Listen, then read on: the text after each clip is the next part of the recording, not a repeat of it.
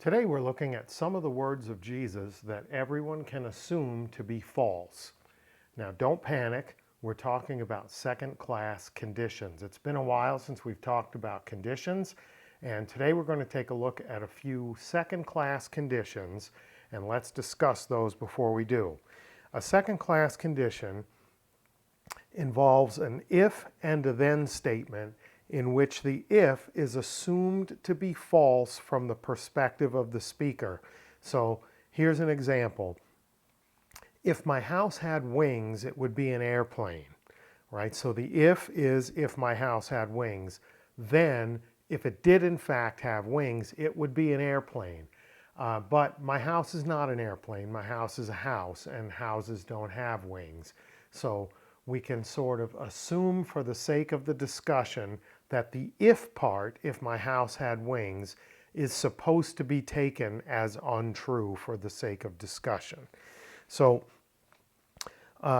this is important because sometimes a second-class condition is a great way to make a point, but you have to recognize that the protasis, the first part, the if part, is untrue based on the conflict that it has with the apodosis, the then part. So let's look at our first example. This is John chapter 14, verse 28. All the readings today are from the ESV, and we will look at the if-then in Koine. You heard me say to you, I am going away, and I will come to you. If you loved me, you would have rejoiced, because I am going to the Father, for the Father is greater than I. So let's look at the Koine. E agapete me.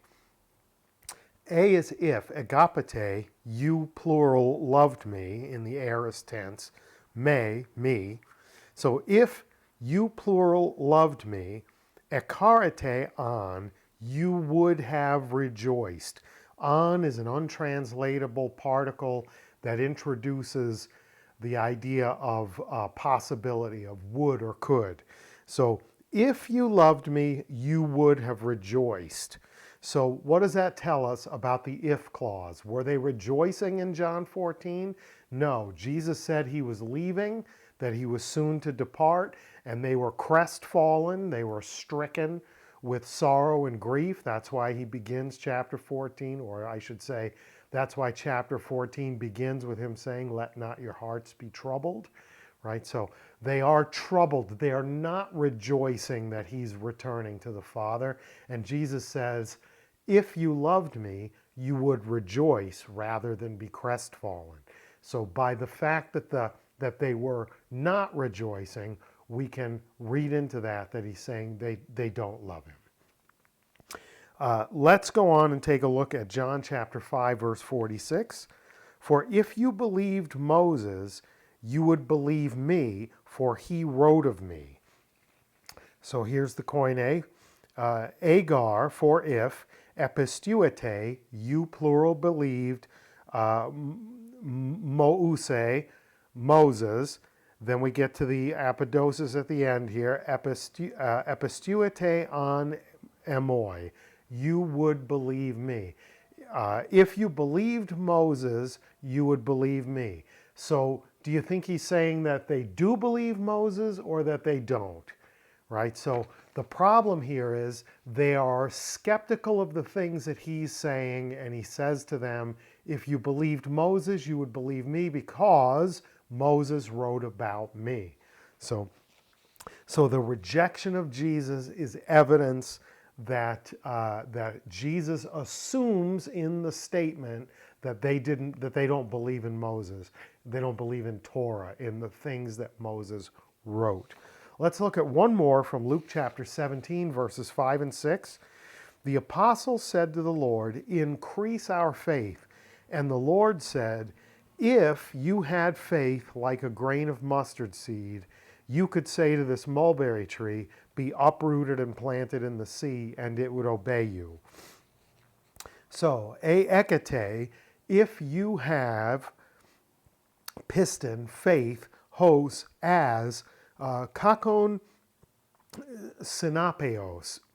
a seed of mustard. So they say, the first thing they said to him was, prosthes amin piston, add to us faith, make us have more faith, add to us faith. In response to that, Jesus says, if you had faith like a grain of mustard seed, like one little grain of mustard, you could say to the mulberry tree, be planted in the sea. Do you think he thinks that they have faith, that they have even a little bit of faith? Because what are they asking for? They're asking him to put in them something that they don't have. If you had faith, even faith like a little seed of mustard, you could say to the mulberry tree.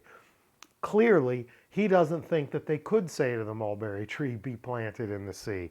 It doesn't sound like they have faith at all, because they're asking for him to put in them something that only they can muster up and develop and manifest, right? It's an interesting thing. So what does the second class condition do for us? It shows us a statement, an if statement, assumed to be false for the sake of the discussion. We're assuming that they don't have faith like a grain of mustard. We're assuming that they don't believe in Moses. We're assuming that they don't love Jesus. Why? Because they're not rejoicing, because they're not believing in what Jesus has to say, even though Moses wrote about Jesus, and because they're clearly looking for him to put something in them that they don't already have. So let's do a homework verse. And it doesn't matter if you read this in Koine or in English. Go take a look at John chapter 15, verse 16, and look for that if clause that is assumed to be false from the speaker's perspective for the sake of the argument. And let me know in the comments what you think of John chapter 15, verse 16.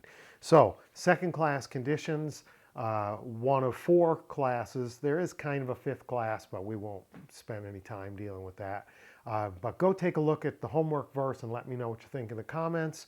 Like, share, subscribe, tell your friends, and until we see one another again, Charis Kai Rene Humin, grace and peace to you.